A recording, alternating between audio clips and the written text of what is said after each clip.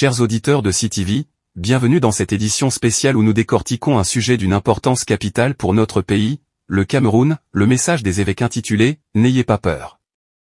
Ce message, à la fois spirituel, social et politique, interpelle chaque citoyen, croyant ou non, sur les défis de notre société et les moyens d'y faire face.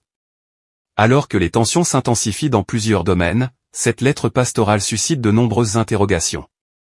Est-elle un simple appel à la foi ou un cri déguisé pour encourager un éveil politique? Suivez-nous attentivement, car vous allez découvrir bien plus que ce que le titre ne laisse entendre.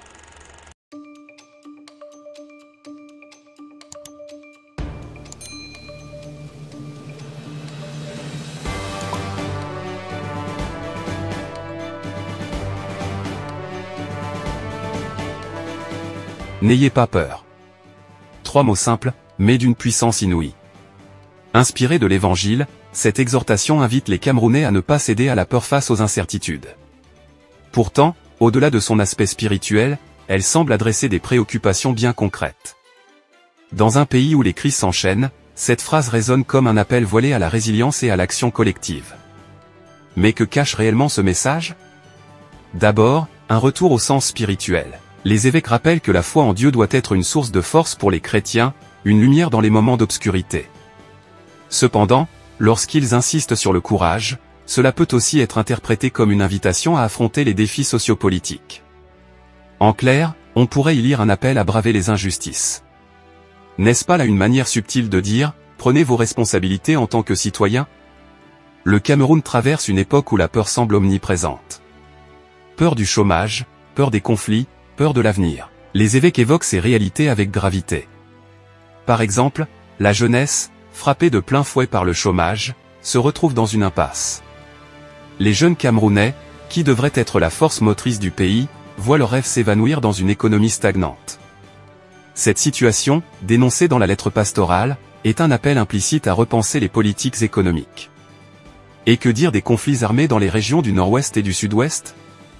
Le drame humanitaire qui s'y joue est au cœur des préoccupations. N'ayez pas peur, disent les évêques, comme pour encourager les Camerounais à ne pas perdre espoir et à chercher activement des solutions de paix. Mais au-delà des mots, où sont les actions concrètes? Le proverbe africain ne dit-il pas « On ne chasse pas un lion avec un bâton en bois ».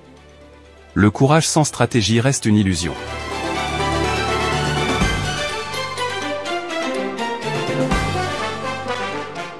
La pauvreté, quant à elle, gangrène notre société.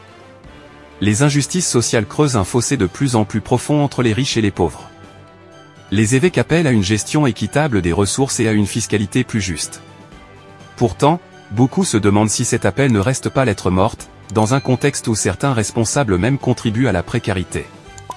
Mais ce qui interpelle davantage, c'est la question des ressources de l'Église elle-même. Les évêques, tout en prêchant la solidarité, sont-ils prêts à appliquer ce principe en interne? Les fonds collectés pour les œuvres religieuses servent-ils réellement à soulager les souffrances des fidèles?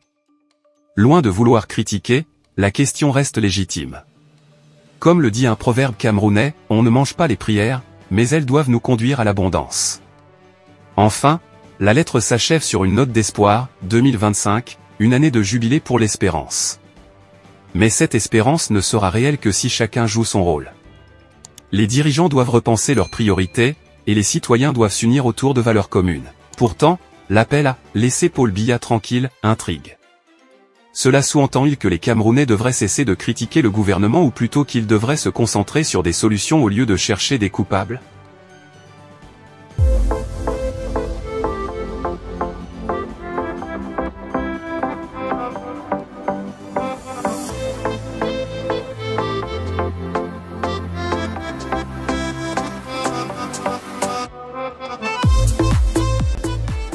En somme, le message des évêques camerounais est à la fois un cri du cœur et une invitation à l'action.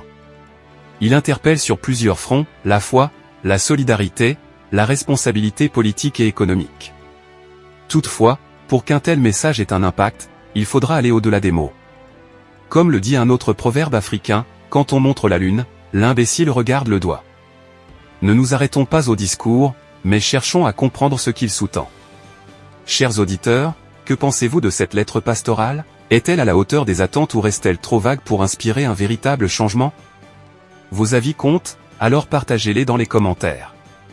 Abonnez-vous à CTV pour rester informé des actualités les plus importantes. Ensemble, construisons une communauté éclairée et engagée.